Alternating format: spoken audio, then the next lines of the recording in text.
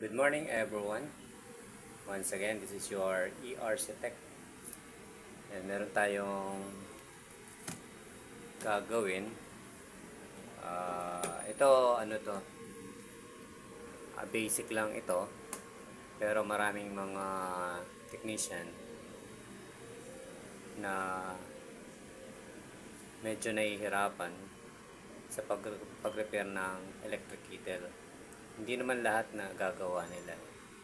But basically, gusto ko munang i-tackle dito yung mga major parts ng electric kettle. No, kasi nga ang kalimitan nating nakikita, naobserbahan, kapag nasira ang electric kettle, sometimes naka-direct na, no? Hindi na siya nag-automatic on and off.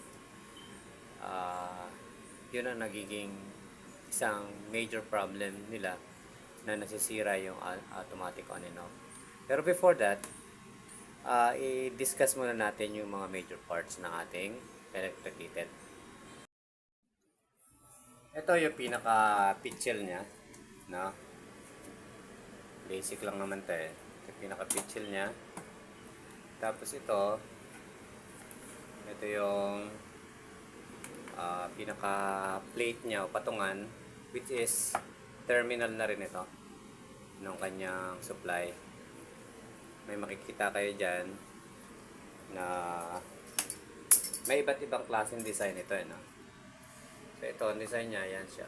May makikita kayong metal object dyan na kung saan yan yung kumukonekta papunta dito sa pinaka body ng kettle, no? Ito common ito dahil minsan maluwag yung pagkakasalpak, umiinit siya hanggang sa nalulusaw, nababasag. Yun ang nagiging problem. So nasisira, hindi na umiinit, no? Basic na basic yun, kaya naman gawin ninyo yun at ng mga beginners. Okay, sunod itong pinaka pitchel niya. Sa pitchel niya, sa ilalim niyan, may makikita kayo dito na simpleng sirkito na kung saan ito yung pinaka terminal na kung saan kumo-connect dito sa ating plate, no? Nagko-connect yan pag pinatong mo dyan at inupo mo yung kettle na to, dito kumo-connect yung AC supply natin. And then yung pinaka major parts nito na umiinit, ito yung pinaka filament nya. Ito. So pag napundi yan o nabusted, so hindi mo na siya mapapakinabangan unless makahanap ka ng panibagong filament nito. Actually, natetest naman yan ng resistance. Pwede nyo i-test to ng resistance by using our BOM. Mababa lang naman ang resistance nito. So, nag-range to ng mga 30 ohms pataas. Depende sa unit, ano? Kapag mas mataas ang wattage, ay parang mas mababa yung resistance, no? Kapag bumababa naman yung wattage niya, tumataas naman ang resistance. But anyway, ito yung basic how to test ng ating filament. So, itong dalawang terminal na to, ito lang i-test ninyo by using BOM. So, example natin, gamit ka ng BOM. Ayan. Pwede mong i-range sa times 1. So, malalaman natin kung ilang ohms to. Dapat to magkaroon ng deflections. Ayan. So, pansin nyo gumalaw, ano? So, pag walang deflection yan, ibig sabihin, open yung filament. So, yun ang magiging problema niya sa filament. Ayan, meron siyang, tama 30 ohms. Ano? Tapos yung mga wires na to, itong wires na to na nakaseries dito sa terminal plate dito sa ilalim na to, papunta yan dun sa switch. Meron tayong manual switch. At yun yung gusto nating bigyan pansin. Tapos, ito yung bigyan natin ng focus. Ito yung kanyang mechanical switch. No, may iba't ibang klaseng mechanical switch. Depende sa design ng manufacturer. But yung principle nito, how to operate, ay parehas lang. No? So, ito, manual to. Ayan, papansin nyo. Ayan. Pag ino natin, nagkakaroon ng engagement ng dalawa. Nagkakaroon ng continuity. No? Kapag naka-off, nadi-disconnect siya sa continuity niya. Parang ganyan ang nangyayari dyan. Gamit pa rin ng ating BOM. Pag tinest natin to at sinwitch natin ganyan, nakita nyo gumagalaw. Nag-on and off. So, ito yung isa sa mga common issue na nangyayari sa mga electric kettle. No? Nagkakaroon ng corrosion. Ayan, no? Pansin nyo. Itong part na to, ito yung nag-on and off. Kita ba sa camera natin? Sana nakikita. Ayan. Ito. May dalawang metal object dyan na nagdidikit. Ganyan siya, nagdidikit. Pagka naka-off, bumubukas. Kapag in-engage mo, naka-on, nagdidikit. So, nagkakaroon ng corrosion yun. Dahil sa pamamagitan ng on and off, nagkakaroon ng spark siya. Habang tumatagal, nagkakaroon ng corrosion at dumudumi yun. So, ang ginagawa lang natin dyan, o pwede ninyong gawin, ay kumuha kayo ng panlinis na liha o matanggal niyo yung corrosion dyan para magkaroon ulit ng contact. Okay? Yun isa sa mga nagiging problema dito. Ngayon, ang pinaka worst scenario kapag hindi na gumagana yung auto-off.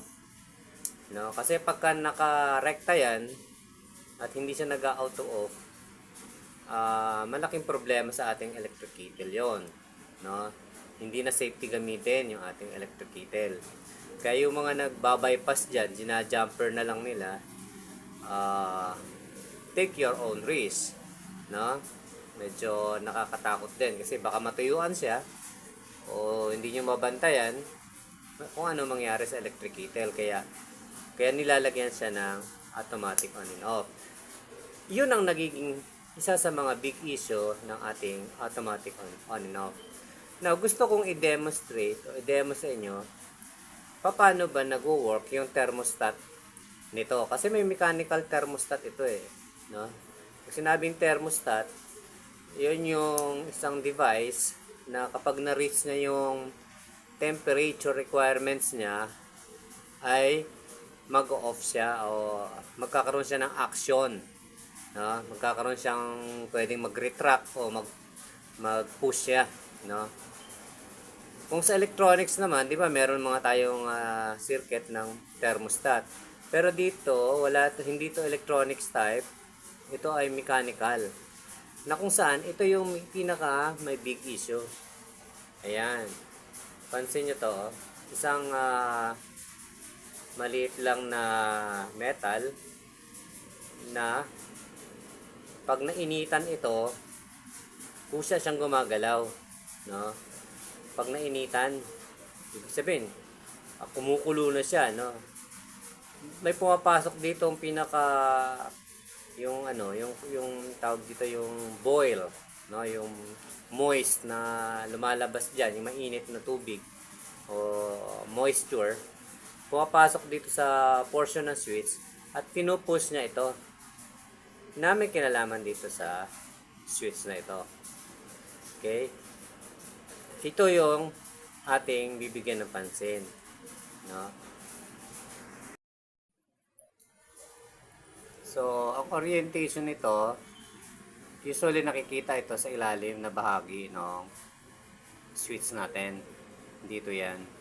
Dito yan nakadagay. Yan. Nakaganon yan. Pinupush lang ito para maipasok doon sa Ito lalagyanan niya. So, ganyan lang siya. No? At pag in-engage mo, makapansin mo dyan, meron siyang parang parang needle. Oh, sorry ha. Kita ba sa camera? Ayan, parang may needle na maliit dyan. Yun dito naman, pag inangat natin, ito. May needle siya na nakapababa, na kung saan nakatutok siya dito sa plate na ito. No? Ito yung pinaka-thermostat niya. Kapag nainitan siya, pinupus niya yung switch na parang ganito. Yan, sandali. Yun. Pinupus niya. Kaya siya nagkakaroon ng automatic off. Kapag na-reach niya yung temperature. Now, paano ba i-check yan? So, kung hindi na ito gumagana, siyempre, makikita naman ninyo dyan na hindi init yung inyong electric kettle. Ngayon, gusto ko i-demo paano ba nag-ooperate itong electric kettle na ito, mechanical switch na ito. So, pag ganyang kondisyon, off yan. Kapag binaba natin, naka-on yan. Ngayon, iinitan lang natin itong part na to. Pansin nyo, gagalaw yung switch na yan. Initan lang natin na. Kita ba? Ayan, Ayun. Pansin nyo? Ulit. Naipit sa kamay ko eh. Tayo nyo, nagkaroon ng action. Lumubog siya. Lumubog Kapag lumamig na yan, kusang babalik siya. Yung pinaka-plate na yan. Hindi ko alam kung anong tawag talaga sa ano yan. Pero, siya yung isang metal object. Ayun, kita niya. Siya isang metal object na kapag initan, nagkakaroon siya ng kusang paggalaw. Ulitin natin, I-on ko muna. Yan, naka-on. Tapos iinitan ko siya rito. Dito sa part na ito. Initan ko siya. Tingnan niyo mabuti, Ayan, iniinitan natin. Yun. So, nag-off siya. Nag-automatic retract siya. So, ito yung function ng ating mga automatic on-off ng automatic off ng electric kettle. Kasi ito meron siyang thermostat sensor dito na mechanical. So, kapag yun ang naging problema sa inyo, ang gagawin nyo lang, kukunin nyo lang yung plate na ito, at i-check nyo kung buo pa ba. Kadalasan kasi yan, nadideform siya ng position, ibabalik nyo lang sa position. So, pinaka-worst dyan, kapag kinalawang at nasira na yung pinaka-metal na to. So, no choice kayo doon. Unless makahanap kayo ng replacement, palitan natin. So, kung may pamalit, yan lamang yung inyong papalitan. Okay? So, sana meron kayong natutunan sa pagbahagi ng video na ito. Ito ay basic home appliance. Pero, dahil sa mga beginners, medyo komplikado para sa kanila ito. Sa mga master dyan, so alam na nila yan. Maraming salamat sa inyong pag-subaybay.